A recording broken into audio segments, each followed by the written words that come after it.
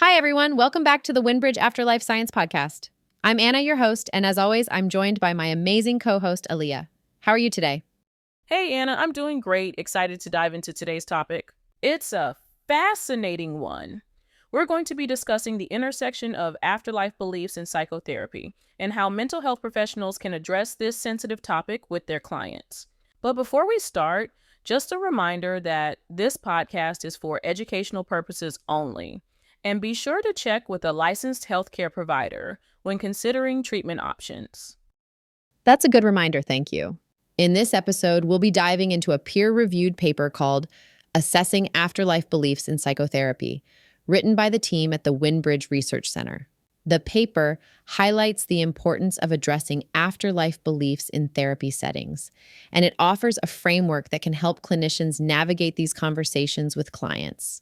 So let's start with the basics. Why are afterlife beliefs important in psychotherapy? Great question. The paper points out that afterlife beliefs are widespread and play a significant role in many people's lives. In the US, about 74% of people believe in some form of afterlife, according to Pew Research. These beliefs can influence how individuals deal with grief, loss, death anxiety, and even their mental health. Unfortunately, therapists often overlook these beliefs, even though they can directly affect a client's well-being. Right.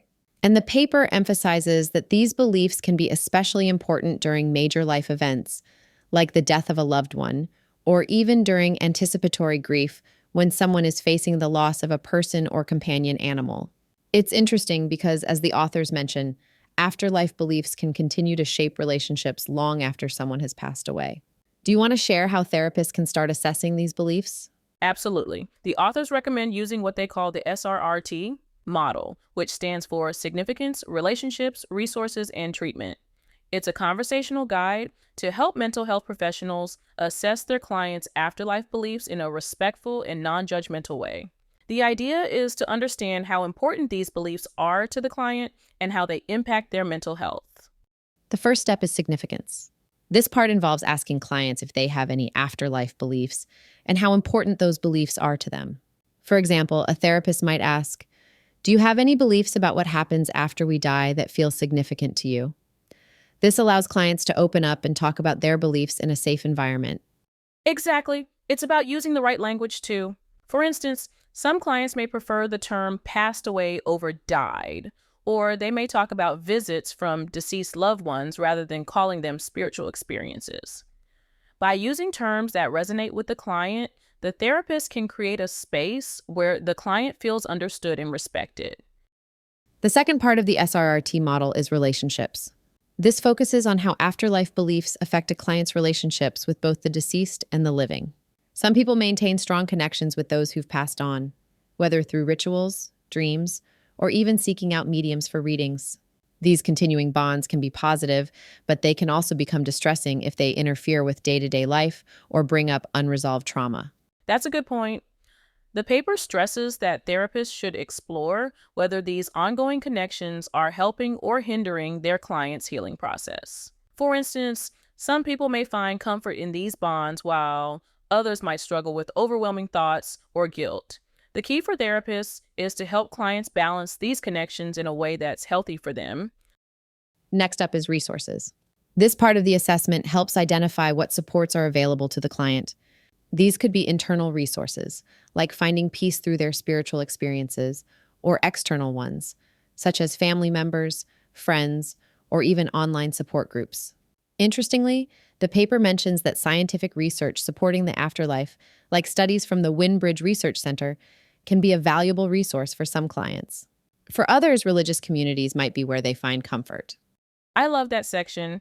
The authors really highlight how tailored the resources need to be. Some people might find peace in spiritual experiences like after-death communication or readings with mediums, while others may want to explore scientific studies about consciousness surviving death.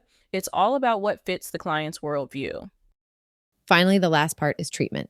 This is where the therapist works with the client to integrate their afterlife beliefs into the therapeutic process. Some clients may simply want their beliefs acknowledged without judgment, while others might need help incorporating the wisdom from spiritual experiences into their healing. The paper also discusses how afterlife beliefs can be powerful sources of strength, providing meaning and purpose, especially in the face of loss. Exactly. The whole approach is about treating the client as a whole person, including their spiritual and afterlife beliefs. For example, a therapist might ask, how can I support you in incorporating the wisdom from your spiritual experience into our work together? That's so empowering for the client because it recognizes that their beliefs are an important part of their healing process. That's such an important takeaway from this paper. It really shows how crucial it is for mental health professionals to create a safe, open space for clients to talk about these experiences.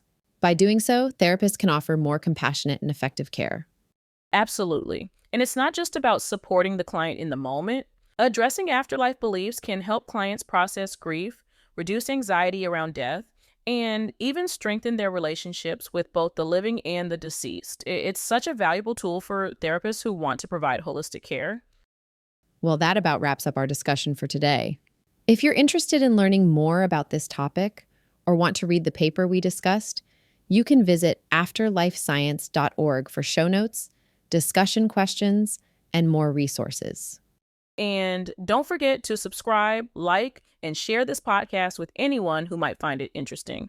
And head over to windbridge.org to join our email list and support the work we're doing at the Windbridge Research Center. Thanks for listening, everyone. Until next time.